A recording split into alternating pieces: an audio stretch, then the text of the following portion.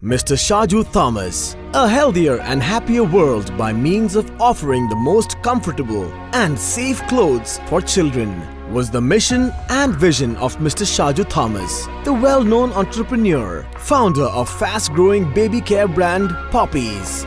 Born into an upper-middle-class family in 1977, Mr. Shaju Thomas completed his passionate subject of journalism and public relation. The entrepreneur in him did not allow to stick on with a full-time journalism job, which he started at the age of 23. And that's how the brand Poppies was born in 2005. Now, the number of employees under Mr. Shaju Thomas's leadership has crossed 800. Love for journalism and media made Mr. Shaju Thomas to launch Kerala Nanma and the magazine Our Kids, the first ever parenting magazine in Malayalam, which is widely accepted. Global Business Excellence Award, Best Entrepreneur Award 2015 by Canara Bank, Best Entrepreneur Award from Deepika, Outstanding Entrepreneur of the Year 2018 by the Kerala State Small Industries Association, EST Entrepreneur Award from Asianet 2014 gave Mr. Shaju Thomas more strength to go further. To make Poppies a global brand in the next few years is Mr. Shaju Thomas's ambition. Gulf Madhyamam proudly welcomes Mr. Shaju Thomas to this magnificent commercial cultural event of Come On Kerala 2019 Business Conclave.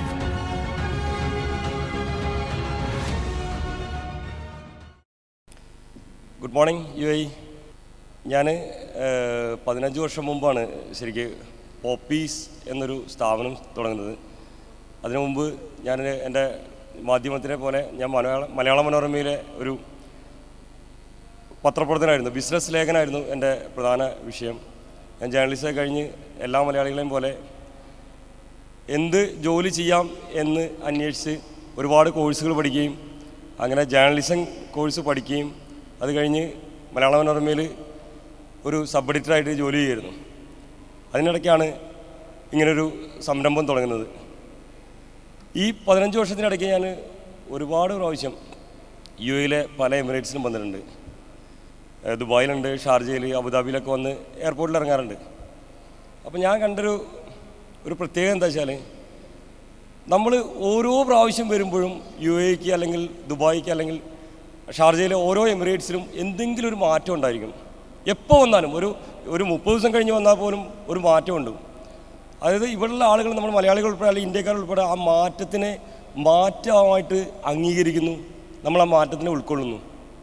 അതെനിക്ക് ഭയങ്കര സന്തോഷം തോന്നി. ഇപ്പം രണ്ട് ദിവസം മുമ്പ് നമ്മുടെ ബഹുമാനപ്പെട്ട മുഖ്യമന്ത്രിയും ഇവിടുത്തെ റൂളറൊക്കെ ആയിട്ട് നമ്മൾ ഇവിടെ ഞാനും ആ സമ്മേളനത്തിൽ ഞാനും പങ്കെടുത്ത സമയത്ത് ഞാൻ കണ്ടത് ഭയങ്കര, അതായത് നമ്മുടെ റൂളർ നമ്മളെ കാണുന്നത്, നമ്മുടെ മുഖ്യമന്ത്രിയെ കാണുന്നത്, പുള്ളിക്ക് കൊടുക്കുന്ന റെസ്പെക്റ്റ് ഭയങ്കരമായിട്ട്, അത് എനിക്ക് ഭയങ്കര ഒരു എന്താ പറയുക, ഒരു അതിഥിയെ കാണുന്ന, അതിഥിയെ ദേവനെ പോലെ കാണുന്ന, നമ്മൾ ഇന്ത്യക്കാർ അതിഥിയെ ദേവനെ പോലെ കാണുന്നു പറയുന്നു. പക്ഷേ ഇവർ ആ ഒരു ദേവന് തരുന്ന ഒരു സ്ഥാനം നമ്മുടെ ആളുകൾക്ക്, നമ്മുടെ മലയാളിക്ക് തരുന്നത് ഭയങ്കര സന്തോഷമുണ്ട്. അപ്പോൾ ഞാൻ നമ്മുടെ നാട്ടിലെ സാഹചര്യത്തെക്കുറിച്ച് ചിന്തിക്കുകയാണ്. നമ്മുടെ നാട്ടിൽ ഒത്തിരി അന്യസംസ്ഥാന തൊഴിലാളികൾ ഒത്തിരി, എൻ്റെ സ്ഥാപനത്തിലുണ്ട് 1500ഓളം ജീവനക്കാരുള്ളതിൽ 700 പേരും അന്യസംസ്ഥാന തൊഴിലാളികളാണ്. നമ്മൾ അവരോട് പെരുമാറുന്നത് ഏത് രീതിയിലാണ് നമ്മൾ ചിന്തിച്ചിട്ടുണ്ടോ? അവരെ നമ്മൾ അഭിസംബോധന ചെയ്യുന്നത് ബായിന്നോ അല്ലെങ്കിൽ എന്താ പറയുക, പിന്നെ ബംഗാളിന്നോ ഒക്കെ വിളിച്ചിട്ട് അവർ നമുക്ക് ഒരു അതിഥിയായിട്ട് നമ്മൾ കാണാറുണ്ടോ എന്ന് ഞാൻ ചിന്തിക്കുക. ഞാൻ പലപ്പോഴും പല ഇതിൽ ഞാൻ ശ്രദ്ധിച്ചിട്ടുണ്ട്, നമ്മൾ അന്യസംസ്ഥാന തൊഴിലാളികളായ ആളുകളോട് നമ്മൾ പെരുമാറുന്നത് അല്ലെങ്കിൽ അവരെക്കുറിച്ച് നമ്മൾ അഭിസംബോധന ചെയ്യുന്നത്, അവരോട് വന്ന് ജോലി ചെയ്യുന്നു, ഒരുപാട് പണം സമ്പാദിക്കുന്നു, ഈ സമ്പാദിക്കുന്ന പണം അവരുടെ നാട്ടിൽ കൊണ്ടുപോവാണ്, നമ്മുടെ നാടതുകൊണ്ട് നശിച്ചു പോവാണ്. ഇവിടെയുള്ള റൂളേഴ്സോ അല്ലെങ്കിൽ ഇവിടെയുള്ള ആളുകളോ നമ്മളെക്കുറിച്ച്, മലയാളികളെക്കുറിച്ച് അങ്ങനെ ചിന്തിക്കുന്നില്ല. നമ്മൾ വന്ന് നമ്മളവർക്ക് കരുത്ത് പകരുന്നു എന്നുള്ള ആ ഒരു മനോഭാവമാണ് അവർക്ക് നമ്മളോടുള്ളത്. ശരിക്കും അവർ നമ്മളെ അംഗീകരിക്കുകയാണ്, നമ്മുടെ കഴിവുകളെ, മലയാളിയുടെ കഴിവുകളെ അംഗീകരിക്കുകയാണ്, നമുക്കെന്നെ റെസ്പെക്റ്റ് തരുന്നു. എന്തുകൊണ്ട് ഞാൻ ചിന്തിക്കുകയാണ്, നമുക്കും, കാരണം ഇന്ന് കേരളത്തിൽ അല്ലെങ്കിൽ ഇന്ത്യയിൽ എന്ത് പ്രവൃത്തി ചെയ്യണമെങ്കിലും, അല്ലെങ്കിൽ കേരളത്തിൽ പ്രത്യേകിച്ചും അന്യസംസ്ഥാന തൊഴിലാളികൾ ആവശ്യമാണ്. ഞാൻ പറഞ്ഞല്ലോ, പോപ്പീസിലും 900-ലധികം അന്യസംസ്ഥാന തൊഴിലാളികൾ ജോലി ചെയ്യുന്നുണ്ട്. ഇന്ത്യയിലെ ഒരു 14 സ്റ്റേറ്റിൽ നിന്നുള്ള ആളുകളാണ് അവിടെ ജോലി ചെയ്യുന്നത്. അവിടെ ഞങ്ങൾ ഒരു പോപ്പീസ് ഒരു ഒരു ഒരു ഫാമിലിയാണ്. ആ ഫാമിലിയിൽ അവരെ ഞങ്ങൾ ശരിക്കും അവരെ വെൽക്കം ചെയ്യുന്നതിനൊക്കെ ഒരു രീതി, ഒരു പോസിറ്റീവായിട്ടുള്ള രീതി ഞങ്ങൾ അവിടെ വെച്ചിട്ടുണ്ട്. അതുകൊണ്ട് പോപ്പീസിനൊരു പോസിറ്റീവായിട്ട് കിട്ടിയിട്ടുള്ളത് എന്താ വെച്ചാൽ ദിവസം അതായത് ജീവനക്കാരെ ഇല്ലാത്തൊരു ബുദ്ധിമുട്ടുണ്ടായിട്ടില്ല. ഇഷ്ടം പോലെ ജീവനക്കാർ, അതായത് മലയാളികളായാലും അന്യസംസ്ഥാന തൊഴിലാളികളായാലും ഒത്തിരി അപേക്ഷയായിട്ട് ഒത്തിരി ആളുകൾ വരുന്നുണ്ട്. അതുകൊണ്ട് ഞാനിത് ഇവിടെ പറയാനുള്ള കാരണം, നമ്മൾ ഒരു മാറ്റത്തിനെ മാറ്റമായിട്ട് അംഗീകരിക്കുകയാണെങ്കിൽ ഉറപ്പായിട്ടും നമ്മുടെ ജീവിതത്തിൽ ഒരുപാട് വിജയം ഉണ്ടാവും. നമ്മളെന്താ ചെയ്യുന്നത് വെച്ചാൽ നമ്മൾ ശരിക്കും ഒരു ഞാനുൾപ്പെടെയുള്ള ആളുകൾ നമ്മൾ ശരിക്കും ഒരു അനുകരണമാണ്. മറ്റൊരാൾ എന്ത് ചെയ്യുന്നു അത് എനിക്കും തുടങ്ങാം, അല്ലെങ്കിൽ ഞാനും ചെയ്യാം, എനിക്കും വിജയിപ്പിക്കാൻ പറ്റും. ഇപ്പോൾ എൻ്റെ ഒരു ചെറുപ്പത്തിൽ ഞാൻ കണ്ടിട്ടുള്ളത്, ഗൾഫ് യുദ്ധത്തിൻ്റെ സമയത്തൊക്കെ STD ബൂത്ത് തുടങ്ങുക. ഒരാളൊരു ടെലിഫോൺ ബൂത്ത് തുടങ്ങി, അദ്ദേഹത്തിന് അത്യാവശ്യം ബിസിനസ്സുണ്ട്, ഉടനെ ഞാനും ഒരു ബൂത്ത് തുടങ്ങുന്നു. അതുപോലെ ഇപ്പോൾ കണ്ടുകൊണ്ടിരുന്ന ഒരു പ്രവണതയാണ്, സൗദി അറേബ്യയിലൊക്കെ ക്രൈസിസ് ആണ്, എല്ലാവരും വരുന്നു റെസ്റ്റോറൻറ്റ് തുടങ്ങുകയാണ്. ഒരു ചെറിയ ഗ്രാമത്തിലാണെങ്കിൽ പോലും ദിവസം പുതിയ പുതിയ പുതിയ റെസ്റ്റോറൻറ്റ് വരുന്നു. എല്ലായിടത്തും എവിടെ നോക്കിയാലും റെസ്റ്റോറൻറ്റാണ്. പുതിയത് തുറക്കുന്നതിനെക്കുറിച്ച് നമ്മൾ ചർച്ച ചെയ്യും. എത്ര എണ്ണം നമ്മൾ അടച്ചുപോയി, ഞാൻ രാവിലെ നെഗറ്റീവ് അല്ല പറയുന്നത്, എത്ര റെസ്റ്റോറൻറ്റ് അടച്ചുപോയി, എത്ര എണ്ണം പ്രവർത്തിക്കാതിരിക്കുന്നുണ്ട്, എത്ര പേര് നഷ്ടപ്പെട്ടു, എത്ര പേര് പരാജയപ്പെട്ടു നമ്മൾ ശ്രദ്ധിക്കുന്നില്ല. പരാജയത്തിൻ്റെ പുറകെ പോകണമെന്നല്ലേ പറഞ്ഞത്. നമ്മൾ വിജയിച്ചതും വിജയിക്കുന്നതുമായ സംരംഭങ്ങൾ നമ്മൾ കാണുമ്പം എനിക്ക് പറയാനുള്ളത്, നമ്മൾ പരാജയപ്പെട്ടവരെക്കുറിച്ച് വിലയിരുത്തണം, പരാജയപ്പെട്ടവരെ അറിയണം. അങ്ങനെ ചെയ്യുമ്പം അവർക്ക് പരാജയപ്പെടാനുള്ള സാഹചര്യങ്ങളെക്കുറിച്ച് പഠിച്ചിട്ട് നമ്മൾ എന്തെങ്കിലും സംരംഭത്തിന് ഇറങ്ങുന്ന സമയത്ത് നമുക്ക് തീർച്ചയായിട്ടും വിജയം ഉണ്ടാക്കിയെടുക്കാൻ പറ്റും.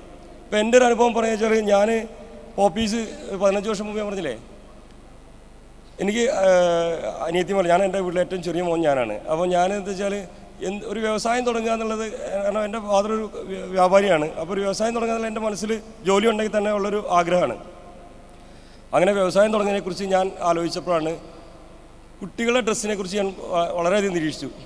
നമ്മളെല്ലാവരും അന്നത്തെ കാലത്ത് പ്രത്യേകിച്ചും ഏറ്റവും ചീപ്പറായിട്ടുള്ള 7 രൂപ 6 രൂപയ്ക്ക് കിട്ടുന്ന ഡ്രസ്സാണ് കുട്ടികൾക്ക് മേടിക്കുക സാധാരണ കടയിൽ പോയിട്ട്. കാരണം കുട്ടി ഓരോ ദിവസം വളർന്നുകൊണ്ടിരിക്കുകയാണ്. അപ്പോൾ എന്തിനാ വെറുതെ വില കൂടിയ ഡ്രസ്സ് വാങ്ങുന്നത്? അപ്പോൾ അങ്ങനെ മാർക്കറ്റിൽ പോയിട്ട് നമ്മൾ മിക്കവാറും ആരെങ്കിലും കാണാൻ വരുന്നവർ കൊണ്ടുവന്ന് വരുന്ന ഏറ്റവും വൃത്തിഹീനമായ വസ്ത്രമാണ് അന്നത്തെ കാലത്ത് കുട്ടികൾക്കുണ്ടായിരുന്നത്. ഒരു 15 വർഷം മുമ്പുണ്ടായിരുന്ന സാഹചര്യമാണ്. അങ്ങനെ ഞാനതിനെക്കുറിച്ച് പഠിച്ചു. കേരളത്തിലെ വസ്ത്രഗ്രാമങ്ങളിലൊക്കെ പോയിട്ട് ഞാനതിനെക്കുറിച്ച് പരീക്ഷിച്ചു. ബാക്കി എല്ലാവർക്കും ബ്രാൻഡുണ്ട്. വലിയ ആളുകൾക്ക്, ആണുങ്ങൾക്ക്, അല്ലെങ്കിൽ ഷർട്ടിന്, അല്ലെങ്കിൽ എല്ലാത്തിനും ബ്രാൻഡുണ്ട്. കുട്ടികൾക്ക് മാത്രം ബ്രാൻഡില്ല. എനിക്ക് തോന്നുന്നു അന്ന് ഇവിടെയൊക്കെ ഉണ്ടെന്ന് തോന്നുന്നു, അല്ലെങ്കിൽ വിദേശത്തൊക്കെ ഉണ്ടായിരിക്കും. പ്രത്യേകിച്ച് ഇന്ത്യയിൽ ഒരു ബ്രാൻഡില്ല. അപ്പോൾ ഞാൻ ഇതിനെക്കുറിച്ചൊരു നമ്മൾ സാധാരണ ഒരു മലയാളി എന്നുള്ള നിലയ്ക്ക് ഞാനൊരു സ്വപ്നങ്ങളൊക്കെ നെയ്ത് ഞാൻ ഒരു ക്യാപിറ്റൽ ഉണ്ടാക്കാൻ വേണ്ടി ഞാനൊരു ബാങ്ക് മാനേജറെ കാണാൻ വേണ്ടി ചെന്നപ്പം ബാങ്ക് മാനേജർ പറഞ്ഞു, ഷാജു, ഒരിക്കലും ഗാർമെൻറ്റ് ഇൻഡസ്ട്രി അല്ലെങ്കിൽ വ്യവസായം കേരളത്തിന് ചോദിച്ചതല്ല. അതുണ്ടാക്കാൻ ബോംബെയിലോ അല്ലെങ്കിൽ നിങ്ങൾ ഡൽഹിയിലോ അവിടെയൊക്കെയാണ് ഗാർമെൻറ്റ്സ്, അല്ലെങ്കിൽ തിരുപ്പൂരൊക്കെയാണ് ഗാർമെൻറ്റ്സ്. കേരളത്തിന് അത് സാഹചര്യമില്ല. ഷാജു ഒരു കാര്യം ചെയ്തോ, ഏറ്റവും ബെസ്റ്റ് കറിപ്പൗഡറിൻ്റെ വ്യവസായമാണ്. അപ്പോൾ കറിപ്പൗഡറിൻ്റെ ഇൻഡസ്ട്രി തുടങ്ങിക്കോളൂ ഷാജു എന്ന് പറഞ്ഞു. കാരണം അന്ന് ഈസ്റ്റേണും അതുപോലെ നമ്മുടെ നാട്ടിലൊക്കെ ഒരുപാട് കറിപ്പൗഡർ ഇൻഡസ്ട്രി വന്നു. പുള്ളി എന്നോട് പറയുന്നതാണ്, കറിപ്പൗഡർ എന്നും നിത്യം ഉപയോഗിക്കേണ്ട സാധനമാണ്. അപ്പം ആ കറിപ്പൗഡറിനാണെങ്കിൽ എല്ലാ ആളുകളും വാങ്ങും, നമുക്കൊരു കറിപ്പൗഡർ വ്യവസായം തുടങ്ങിക്കണം. അപ്പോൾ ഞാൻ പുള്ളിയോട് പറഞ്ഞു, ഇന്ന് എൻ്റെ ഒരു മെൻറ്റർ കൂടിയാണ് ആ ബാങ്ക് മാനേജർ. ഞാൻ പുള്ളിയോട് പറഞ്ഞു, സാറേ, എനിക്ക് എൻ്റെ സ്വപ്നം കറിപ്പൗഡർ ഉണ്ടാക്കുക, എന്തെങ്കിലും വ്യവസായം തുടങ്ങിയല്ല, നമുക്ക് എന്തുകൊണ്ട് സമൂഹത്തിന് വേണ്ടി എന്തെങ്കിലും ചെയ്യാവുന്ന രീതിയിൽ എന്തെങ്കിലും ചെയ്യാം. എൻ്റെ സ്വപ്നം അതാണ്. അപ്പോൾ എൻ്റെ സ്വപ്നം ഇതായതുകൊണ്ട് സാറിൻ്റെ സ്വപ്നമായിട്ട് എനിക്ക് യോജിക്കില്ല. അന്ന് എനിക്ക് തോന്നുന്നത് ഗാർമെൻറ്റ് ഇൻഡസ്ട്രി കേരളത്തിലധികം ഇല്ലാത്തൊരു കാലഘട്ടമാണ്. ഞാനത് വേറൊരു ബാങ്ക് മാനേജറെ സമീപിച്ചു. ഞാൻ ഉദ്ദേശിക്കാത്തൊരു തുക എനിക്ക് കിട്ടിയത്. അതുകൊണ്ട് ചെറിയ രീതിയിലാണ് ഞാൻ തിരുവാലിയിൽ ഒരു 20 പേരെ വെച്ചാണ് എൻ്റെ തുടക്കം. അങ്ങനെ തുടങ്ങി ഞാനത് എന്ത് ചെയ്തു, ഏറ്റവും തുണി തിരഞ്ഞിട്ട് ഞാൻ ഓരോ വസ്ത്രഗ്രാമങ്ങളിൽ ചെല്ലുന്ന സമയത്ത് അവർ പറയും, ഡൊമസ്റ്റിക് അല്ലേ നിങ്ങൾ, ഡൊമസ്റ്റിക്കിന് എന്തിനാണ് നിങ്ങൾ വലിയ വില കൂടിയത്? അതായത് നമ്മൾ ഏറ്റവും വില കൂടിയതും നല്ലതുമായ സാധനം നമ്മൾ ഉണ്ടാക്കിയിട്ട് നമ്മൾ വിദേശത്തേക്ക് എക്സ്പോർട്ട് ചെയ്യാം. നമുക്ക് ഡൊമസ്റ്റിക് നമുക്ക് ഉപയോഗിക്കാൻ വേണ്ടിയിട്ട് അവർ പറയുന്നത്, നിങ്ങൾക്ക് നല്ല സാധനം വേണ്ട, നിങ്ങൾ നല്ലത് ഉണ്ടാക്കേണ്ട, നിങ്ങൾക്ക് ചീപ്പറല്ലേ വേണ്ടത്. പ്രത്യേകിച്ച് നിങ്ങൾക്ക് കേരളത്തിലേക്ക് ചീപ്പർ സാധനമാണ് വേണ്ടത്. അപ്പോൾ നിങ്ങൾ ചീപ്പറായുള്ളത് 30 രൂപയ്ക്ക് ഡൈയിങ് ചെയ്യുക, വളരെ മോശപ്പെട്ട രീതിയിൽ ചെയ്താൽ മതി എന്ന് അവരെന്നെ അഡ്വൈസ് ചെയ്യുക, എന്നാലേ നിങ്ങൾക്ക് വിൽക്കാൻ പറ്റുള്ളൂ. ഞാൻ പറഞ്ഞു, എൻ്റെ സ്വപ്നം അതല്ല. ഞാൻ മാറ്റത്തിനെക്കുറിച്ചാണെന്ന് പറഞ്ഞില്ല. ഞാൻ പറഞ്ഞു, നമുക്ക് എനിക്ക് വേണ്ടത് കുറച്ച് നല്ല സാധനമാണ്, അപ്പോൾ നിങ്ങൾ എക്സ്പോർട്ട് ചെയ്യുന്ന രീതിയിലുള്ള തുണി എനിക്ക് ചെയ്തു തരാൻ പറ്റുമോ? അങ്ങനെ ഞാൻ അവരെ പറഞ്ഞ് കൺവിൻസ് ചെയ്ത് ഞാനത് കുറേ തുണിയൊക്കെ ഉണ്ടാക്കി. ഞാനെന്ത് ചെയ്തു, ഏറ്റവും നല്ല ഗുണമേന്മയോടുകൂടി തയ്ച്ച്, കേരളത്തിൽ തന്നെ യൂണിറ്റ് തുടങ്ങി, മലയാളികളായിരുന്നു എൻ്റെ യൂണിറ്റിലെ ആദ്യത്തെ ജീവനക്കാർ. അങ്ങനെ ഞാൻ തയ്ച്ചുണ്ടാക്കി. ഈ പ്രോഡക്റ്റ് ഞാൻ മാർക്കറ്റിൽ ചെന്നപ്പോൾ എന്നെ ഞാനാക്കിയ നമ്മുടെ വ്യാപാരികൾ പറഞ്ഞു, ഈ സാധനം അന്ന് പോപ്പീസ് അല്ല, ഈ സാധനം ഇവിടെ വിറ്റ് പോവില്ല. കാരണം ഇവിടെ വേണ്ടത് കസ്റ്റമർ വന്ന് ചോദിക്കുന്നത് വില കുറഞ്ഞ സാധനമാണ്, അതിവിടെ വിറ്റ് പോവില്ല. അപ്പം ഓരോ സ്ഥലത്തും ഞാൻ തന്നെ മാർക്കറ്റിങ്ങിന് പോവുകയാണ്. ഞാൻ ചെല്ലുന്ന സമയത്ത് എന്നെ നിരുത്സാഹപ്പെടുത്തിക്കൊണ്ടിരിക്കുക, അതിവിടെ വിറ്റ് പോവില്ല. ഇവിടെ വേണ്ടത് വില കുറഞ്ഞ ഗുണമേന്മയില്ലാത്ത സാധനം. അങ്ങനെ അവർ പറയുന്നില്ല, വില കുറഞ്ഞ സാധനം എന്ന് പറഞ്ഞാൽ ഗുണമേന്മയില്ലാത്ത സാധനം. അപ്പോൾ ഞാൻ പറഞ്ഞു, എൻ്റെ പ്രൊഡക്റ്റ് ഇതാണ്, നിങ്ങൾ ദയവേദന ഇതൊന്ന് വെച്ച് നോക്കാമോ? കാരണം ഇത് വെച്ച് നിങ്ങളിത് വിറ്റ് പോവുകയാണെന്നുണ്ടെങ്കിൽ നിങ്ങൾ കാശ് തന്നാൽ മതി എന്ന് പറഞ്ഞ് ഞാൻ പല കടകളിലും നിർബന്ധിച്ച് ഈ സാധനം വെച്ചു. ദൈവാനുഗ്രഹം കൊണ്ട് പ്രത്യേകിച്ച് ഞാൻ മലപ്പുറം ജില്ലക്കാരനാണ്. മലപ്പുറം ജില്ലയിലെ കടകളിൽ ആദ്യം വെച്ചത് ആളുകൾ രണ്ടാമതും മൂന്നാമതും വന്ന് ചോദിക്കാൻ തുടങ്ങി, പോപ്പീസ് ഉണ്ടോ എന്ന് ചോദിക്കാൻ തുടങ്ങി. ആ ചോദ്യം എനിക്ക് ഒരു പ്രചോദനമായി, എനിക്കൊരു മാറ്റത്തിൻ്റെ പ്രചോദനമായി. ഞാൻ അതുകൊണ്ട് കൂടുതൽ ക്വാണ്ടിറ്റി ഉണ്ടാക്കാനല്ല ശ്രമിച്ചത്, ഞാൻ ക്വാളിറ്റിയുള്ള കൂടുതൽ പ്രൊഡക്റ്റ് ഉണ്ടാക്കിക്കൊണ്ടിരുന്നു. അത് ഇന്ന് ഏതാണ്ട് ഇപ്പം UAE ഞങ്ങൾ ഇന്നലെ ലോഞ്ച് ചെയ്തു, പോപ്പീസ് ലോഞ്ച് ചെയ്തു. UAE ഉൾപ്പെടെ 14 രാജ്യങ്ങളിൽ ഇപ്പം പോപ്പീസ് കയറ്റുമതി ചെയ്യുന്നുണ്ട്. അത് പോപ്പീസിൻ്റെ ബ്രാൻഡായിട്ട് തന്നെയാണ്, പോപ്പീസ് എന്നുള്ള ബ്രാൻഡായിട്ട് തന്നെ കയറ്റുമതി ചെയ്യുന്നത്. കേരളത്തിൽ നിന്ന് ഒത്തിരി പ്രോഡക്റ്റ് ഗാർമെൻറ്റ്സ് എനിക്ക് ഒന്ന് എക്സ്പോർട്ട് ചെയ്യുന്നുണ്ട്. എല്ലാവരും വേറൊരു ബ്രാൻഡിന് വേണ്ടിയിട്ട് തയ്ച്ചു കൊടുക്കുകയാണ് അങ്ങനെയൊക്കെ ചെയ്യുന്നത്. പോപ്പീസിൻ്റെ ബ്രാൻഡായിട്ട് തന്നെയാണ് എല്ലാ രാജ്യങ്ങളിലും കയറ്റുമതി ചെയ്തുകൊണ്ടിരിക്കുന്നത്. UAEയിലും ഞങ്ങളിപ്പോൾ ലോഞ്ച് ചെയ്തിരിക്കുന്നത് പോപ്പീസിൻ്റെ എന്താണോ ഇന്ത്യയിൽ കിട്ടുന്നത്, എന്താണോ ലോകത്ത് കിട്ടുന്നത്, അതേ പ്രൊഡക്റ്റായിട്ട് തന്നെയാണ് ഞങ്ങളിവിടെ ലോഞ്ച് ചെയ്തിരിക്കുന്നത്. അപ്പം ഞാൻ പറയുന്നത്, ഈ ഒരു വ്യവസായിട്ടെന്ന് കേൾക്കാൻ ആഗ്രഹിക്കുന്നത് നമ്മളെപ്പോഴും കുറേ പോസിറ്റീവായിട്ട് കാര്യങ്ങളാണ്. ഞാൻ പോസിറ്റീവായിട്ട് തന്നെ പറയുന്നത്, നമ്മൾ എന്ത് തുടങ്ങുകയാണെങ്കിലും എങ്ങോട്ട് പോവുകയാണെങ്കിലും എപ്പോഴും ചിന്തിക്കേണ്ടത് ഏറ്റവും നല്ലത് നമുക്ക് സമൂഹത്തിന് കൊടുത്തൂടെ, ഏറ്റവും നല്ലത് കൊടുത്തൂടെ. ഏറ്റവും മോശം കൊടുത്ത് കുറേ കച്ചവടം ചെയ്യുന്നതിന് നല്ലത് ഓരോ ആളുകളും അങ്ങനെ ചിന്തിക്കുകയാണെങ്കിൽ ഒരു മാറ്റം നമ്മുടെ സമൂഹത്തിൽ ഉണ്ടാകുമെന്നാണ് എനിക്ക് തോന്നുന്നത്. അതുപോലെ പരാജയ കാരണങ്ങളെക്കുറിച്ച് നമ്മൾ എപ്പോഴും, ഇപ്പോൾ ഞാൻ വ്യവസായികളുടെ സെമിനാറുകളിലൊക്കെ എന്നെ ക്ലാസ് എടുക്കാൻ വിളിക്കാറുണ്ട്, സംസാരിക്കാനൊക്കെ ഓരോ ടോക്ക് ഷോയിലൊക്കെ. അപ്പോൾ ഞാൻ പറഞ്ഞു, നിങ്ങൾ വിജയിച്ച ആളുകളെ മാത്രമല്ല ശരിക്കും ഇവിടെ കൊണ്ടുവന്ന് സംസാരിക്കേണ്ടത്. ഞാനവിടെ വരികയാണെങ്കിൽ വിജയത്തെക്കുറിച്ചല്ല സംസാരിക്കുക, ഞാൻ പരാജയപ്പെട്ടവരെക്കുറിച്ചും പരാജയത്തെക്കുറിച്ചും സംസാരിക്കും. അത് ചിലപ്പം നിങ്ങൾ കൂട്ടിക്കൊണ്ടുവന്ന ആളുകൾക്ക് വലിയ എൻകറേജ് ആയിരിക്കില്ല, അവർക്ക് സന്തോഷം ഉണ്ടാവില്ല. അപ്പോൾ ഞാൻ പറയുന്നത്, നമ്മൾ 100 പേര് വിജയിച്ച ആളുകളെ കാണുമ്പം 10,000-കണക്കിന് ആളുകൾ പരാജയപ്പെട്ടവരുണ്ട്. ആരും അതുകൊണ്ട് വ്യവസായം തുടങ്ങരുതെന്നല്ല, എല്ലാ ആളുകളും വ്യവസായം തുടങ്ങണം. അല്ലെങ്കിൽ കാരണം ഇന്ന് നമ്മുടെ നാടിന് കൃഷി പോലെ തന്നെ ഏറ്റവും അനിവാര്യമായ കാര്യമാണ് വ്യവസായം. പണ്ട് വ്യവസായികളെ കണ്ടു കഴിഞ്ഞാൽ നിങ്ങൾക്ക് എന്തോ തലയ്ക്കെന്തോ കാര്യമായിട്ട് കുഴപ്പമുണ്ടെന്ന് പറയും. കേരളത്തിൽ വ്യവസായം തുടങ്ങുകയാണെങ്കിൽ എന്തൊരു കുഴപ്പമുണ്ട് വയ്ക്കും. ഇന്ന് നമ്മുടെ ഭരണാധികാരികളുടെയും നമ്മുടെ മൊത്തം ഒരു മാറ്റം വന്നിട്ടുണ്ട്. വ്യവസായികളെ അംഗീകരിക്കാനും അവരെ അപ്രീഷിയേറ്റ് ചെയ്യാനും തുടങ്ങി. അതുകൊണ്ടാണ് മാധ്യമം ഇതുപോലൊരു സെമിനാറോട് സംഘടിപ്പിക്കുന്നതും ഇത്രയും ആളുകൾ ഇവിടെ പങ്കെടുക്കുന്നു, ഒരുപാട് സ്റ്റാള്, അതുപോലെ എത്ര ആളുകളെ പങ്കെടുക്കുന്നത്. കാരണം വ്യവസായികൾക്ക് ഇന്നൊരു മാന്യമായ സ്ഥാനം നമ്മുടെ സമൂഹം തന്നിട്ടുണ്ട്. മറ്റൊരു ജോലിയെ പോലെ തന്നെ ഒരു വ്യവസായി ആണെന്നുള്ളത് ഒരു അഭിമാനമായി മാറിയിട്ടുണ്ട്. അപ്പം വ്യവസായം തുടങ്ങുന്നതോട് ഞാൻ പറയുന്നത്, വ്യവസായം തുടങ്ങണം. നമ്മുടെ മക്കളെയൊക്കെ ഒരു ഇൻഡസ്ട്രിയെക്കുറിച്ചും വ്യവസായത്തെക്കുറിച്ചൊക്കെ പഠിപ്പിക്കണം. അതോടുകൂടെ തന്നെ അവരോട് പറഞ്ഞു കൊടുക്കേണ്ട ഒരു പാഠം എന്താണെന്ന് വെച്ചാൽ, നമ്മൾ ഓരോരുത്തരും സമൂഹത്തിന് ഏറ്റവും നല്ലത്, നമ്മൾ എന്തുണ്ടാക്കുകയാണെങ്കിൽ എന്ത് ചെയ്യുകയാണെങ്കിലും ഏറ്റവും നല്ലത് കൊടുത്തൂടെ. കാരണം നമ്മളെപ്പോഴും ചിന്തിക്കുന്നത്, ഇപ്പോൾ GST വെട്ടിക്കുകയാണെന്ന് വെച്ചാൽ, ഞാൻ GST വെട്ടിച്ചെന്താ കുഴപ്പം? പണ്ടൊരു രാജാവിൻ്റെ കഥ പറഞ്ഞവർ, ഞാൻ പാലിൽ ഇച്ചിരി വെള്ളം ഒഴിച്ച് കഴിഞ്ഞാൽ കുഴപ്പമൊന്നുമില്ല, കാരണം ഞാൻ ഇച്ചിരിയല്ലേ ഒഴിക്കുന്നുള്ളൂ. അതുപോലെ ഞാൻ ചെയ്താൽ കുഴപ്പമൊന്നുമില്ല, ഞാൻ തെറ്റ് ചെയ്താൽ കുഴപ്പമൊന്നുമില്ല. അപ്പം പോപ്പീസിൻ്റെ വിജയത്തിന് ഞാൻ പറയുന്നത്, ഏറ്റവും നല്ലത് ഉണ്ടാക്കി ഏറ്റവും നല്ല സമൂഹത്തിലേക്ക് കൊടുത്തപ്പം 2 കൈയും നീട്ടി ഈ ആളുകൾ സ്വീകരിച്ചു. അപ്പം നിങ്ങൾ ഓരോരുത്തരും തുടങ്ങുന്നത് അല്ലെങ്കിൽ തുടങ്ങിക്കൊണ്ടിരിക്കുന്ന വ്യവസായത്തിൽ ആ ഒരു മാറ്റം ഉണ്ടാക്കുകയാണെങ്കിൽ സമൂഹത്തിനും മാറ്റം ഉണ്ടാവും, നമ്മൾക്കും മാറ്റം ഉണ്ടാവും. ഇപ്പോൾ അതുപോലെ അടുത്തത് പോപ്പീസ് ഇപ്പോൾ തുടങ്ങാൻ പോകുന്നൊരു ഇതാണ് ബേബി ഡയപ്പർ. നമ്മുടെ കുഞ്ഞുങ്ങൾക്ക് ഇന്ന് ഏറ്റവും കൂടുതൽ എപ്പോഴും ഉപയോഗിക്കുന്നത് ബേബി ഡയപ്പേഴ്സാണ്. ഡയപ്പറില്ലാത്ത ഒരു ദിവസത്തെക്കുറിച്ച് നമുക്ക് ഒരു 3 വയസ്സിന് താഴെയുള്ള കുട്ടികളുടെ ഡയപ്പറില്ലാത്തതിനെക്കുറിച്ച് ചിന്തിക്കാൻ പറ്റില്ല. ഡയപ്പർ ഉപയോഗിക്കാൻ പാടില്ല എന്നൊക്കെ നമ്മൾ പറയും. പക്ഷേ ഡയപ്പർ ഒരു പേപ്പർ പ്രൊഡക്റ്റാണ്, അത് ഉപയോഗിക്കുന്നതിൽ തെറ്റില്ല. പക്ഷേ നമ്മളതിനകത്ത് സീരിയുന്നൊരു മനോഭാവം ഉണ്ടല്ലോ, ഏറ്റവും ചീപ്പർ, ഏറ്റവും വില കുറഞ്ഞ സാധനം. കാരണം വലിയ പാക്കറ്റിൽ ഏറ്റവും വില കുറഞ്ഞ ഡയപ്പർ വാങ്ങുക എന്നുള്ളത് നമ്മുടെ, കാരണം അത് നമ്മുടെ രാജ്യത്തല്ല ഡയപ്പർ ഉണ്ടാക്കുന്നത്. നമ്മുടെ രാജ്യത്ത് ആകെ 2 ഡയപ്പർ ഫാക്ടറി ഉള്ളൂ. നോയിഡയിലും ഒരു മുംബൈയിലൊരു സ്ഥലത്ത് 2 ഡയപ്പർ ഫാക്ടറി ഉണ്ടാകും. ഈ 2 ഫാക്ടറിയിൽ ഞാൻ പോയി സന്ദർശിച്ചപ്പം ഇവരുണ്ടാക്കുന്ന ഡയപ്പർ ഒന്നും നമ്മൾ ഇന്ത്യയിലല്ല വിൽക്കുന്നത്. ഈ ഉണ്ടാക്കുന്ന ഡയപ്പർ മുഴുവൻ അവർ യൂറോപ്യൻ രാജ്യങ്ങളിലേക്കും അമേരിക്കയിലും കയറ്റുമതി ചെയ്യുക.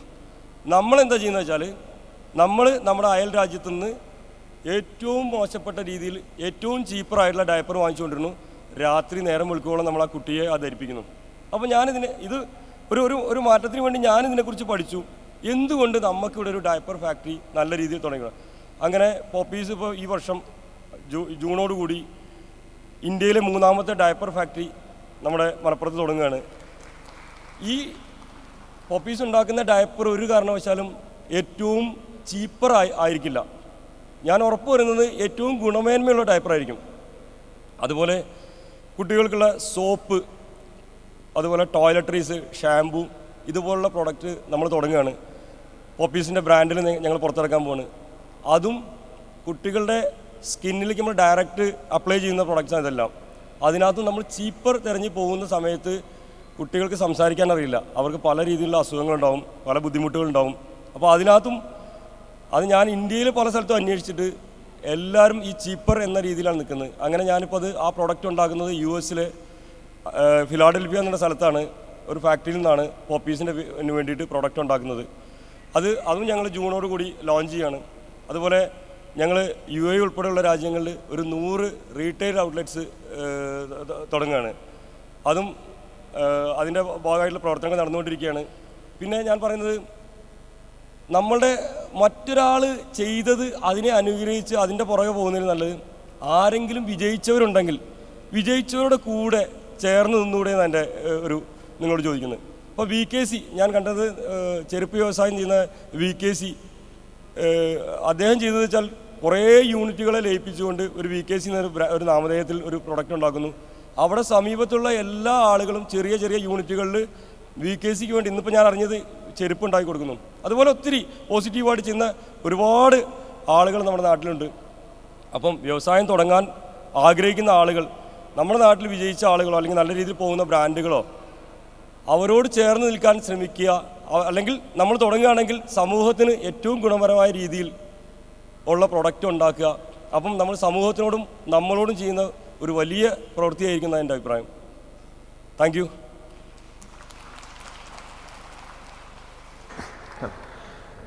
Shaju sir, we would request you to please come back on stage. I'm sure the audience would have some questions for you. The floor is open for questions, gentlemen.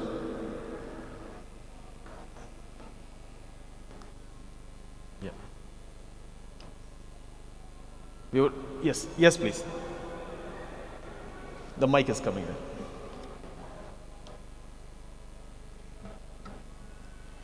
Hello, Assalamu alaikum. Can hold it close. Hello. Okay. Hi, Mr. Shaju. Myself Shahida. നിങ്ങളിപ്പോൾ പുതിയ പോപ്പീസ് എന്ന് പറഞ്ഞ brand UAE launch ചെയ്യുമ്പോൾ, because ഇവിടെയുള്ള ആൾക്കാർ mostly even Malayalees ആയാലും ആരായാലും ഈ ചീപ്പസ്റ്റ് പ്രോഡക്റ്റിനെ ഞങ്ങൾ നോക്കാറില്ല. ബിക്കോസ് ഇവിടെ എല്ലാവരും ഗുഡ് ക്വാളിറ്റീസ് തന്നെ നോക്കാറുള്ളൂ. ഈവൻ ലൈക്ക് ബേബി ഷോപ്പ്, കുറേ ഒത്തിരി ബ്രാൻഡ്സ് ഉണ്ട് ഇവിടെ. കമ്പയർ ടു നാട്ടിലാണെങ്കിൽ ഓക്കെ ഫൈൻ, നമ്മൾ അടുത്തടുത്ത് കിട്ടുന്ന ഏത് ഷോപ്പിലാണ് പോവുക അവിടെ വന്നാണ് വാങ്ങാം. ബിക്കോസ് പോപ്പീസിന് ലൈക്ക് ദ പ്രോഡക്റ്റ് ഞാൻ നാട്ടിൽ പോയപ്പോൾ ഉപയോഗിച്ചിട്ടുണ്ടായിരുന്നു, ഇറ്റ്സ് ക്വൈറ്റ് ഗുഡ്. പക്ഷേങ്കിൽ compare to like we have baby shop, like അവരുടെ ജൂനിയേഴ്സ് ബ്രാൻഡ് ഉണ്ട്. ലൈക്ക് നിങ്ങളുടെ കുറച്ചുകൂടെ ബ്രാൻഡ് എനിക്ക് തോന്നുന്നു ലൈക്ക് കുറച്ചുകൂടെ മോഡേൺ ആക്കാം. ഈ ഫ്രിൽസും കാര്യങ്ങളൊക്കെ കംപ്ലീറ്റ് തനി മലയാളി കുട്ടികളുടെ ഉപയോഗിക്കുന്ന ഡ്രസ്സാണുള്ളത്. സോ കുറച്ചുകൂടെ മോഡേൺ ആക്കാം, ലൈക്ക് ബേബി ഷോപ്പ് അല്ലെങ്കിൽ ഗ്യാപ്പ് അല്ലെങ്കിൽ ഒത്തിരി പ്രോഡക്ട്സ് ഉണ്ട് ഇവിടെ. അപ്പം എനിക്ക് തോന്നുന്നു അങ്ങനെയാണെന്ന്. Even for newborns quite good. Okay, like കുറച്ചുകൂടെ കഴിഞ്ഞാൽ ടോഡ്ലേഴ്സിനൊക്കെ നല്ലത് കുറച്ചുകൂടെ നല്ലതായിട്ട് ഡിസൈൻ ചെയ്യുന്നതാണ് എനിക്ക് തോന്നുന്നു. ഇത് ഈ ഒരു നിർദ്ദേശം പല ഭാഗത്തുനിന്ന് ഉണ്ടാകുന്നുണ്ട്. പക്ഷേ ഞാൻ പറഞ്ഞില്ല, ഞങ്ങൾ അത്തരത്തിലുള്ള പ്രോഡക്റ്റ്സ് ഇപ്പോൾ ഞാനും വിദേശത്തൊക്കെ പല രാജ്യങ്ങളും യാത്ര ചെയ്യാറുണ്ട്. നിങ്ങൾ പറഞ്ഞ പോലെ എല്ലാ കടകളിലും ഞാൻ കയറാറുണ്ട്. അപ്പോൾ അത്തരം പ്രൊഡക്റ്റ് ഞങ്ങൾ ഉണ്ടാക്കി നമ്മുടെ നാട്ടിൽ ഞങ്ങളത് ഇൻട്രൊഡ്യൂസ് ചെയ്ത് നോക്കി. നിങ്ങൾ വിദേശത്ത് നിന്ന് വരുന്നവർക്ക് ആ പ്രൊഡക്റ്റ് അംഗീകരിക്കുന്നുണ്ട്, പക്ഷേ നമ്മുടെ നാട്ടിൽ വേണ്ടത് കുറച്ചും കൂടി. അപ്പോൾ ഞങ്ങൾ ബാക്കിയുള്ള രാജ്യങ്ങളിൽ പോകുന്ന സ്ഥലങ്ങളിലെല്ലാം ഞങ്ങൾ ആ രീതിയിൽ മാറ്റം വരുത്തിയിട്ടുണ്ട്. നിങ്ങൾക്കിപ്പോൾ യു എയിൽ വരാൻ പോകുന്ന പ്രൊഡക്ട്സ് നിങ്ങൾക്ക് കണ്ടാൽ മനസ്സിലാവും. അങ്ങോട്ട് സ്റ്റൈൽസ്, തുണിയിൽ ഗുണമേന്മയിലൊന്നും മാറ്റം വരുത്തിയില്ല, സ്റ്റൈലിങ്ങിലും ബാക്കിയുള്ള എല്ലാ കാര്യത്തിലും ഞങ്ങൾ ഓൾറെഡി മാറ്റം വരുത്തി കഴിഞ്ഞിട്ടുണ്ട്. അതുപോലെ അതിൻ്റെ കളേഴ്സിലും, കാരണം ഓരോ രാജ്യത്തിനും ഇപ്പോൾ മലേഷ്യയിൽ ഞങ്ങൾ ഓൾറെഡി ഉണ്ട്. മലേഷ്യയിൽ ആവശ്യമുള്ള രീതിയിൽ ഞങ്ങൾ മാറ്റം വരുത്തിയിട്ടുണ്ട്. ആ ഒരു മാറ്റം നിങ്ങളുടെ നല്ലൊരു നിർദ്ദേശമാണ്. Thank you. മാറ്റം വരുത്തിയിട്ടുണ്ട്. Well, I'm sure the questions that you may want to ask Mr. Shaju in person, Mr. Shaju will be available on the event till this evening. Thank you, sir, for joining us on stage. Before that, can we now request the Chief Executive Officer of Come On Kerala, Shaju sir, if you can please be back. We would request the Chief Executive Officer of Come On Kerala 2019, Mr. Abdullah Sawad, to please come on stage. We would like to express our token of appreciation, thanks to the Poppies brand and to Mr. Shaju Thomas for being present at the Business Conclave 2019. Ladies and gentlemen, a big round of applause for Mr. Shaju Thomas.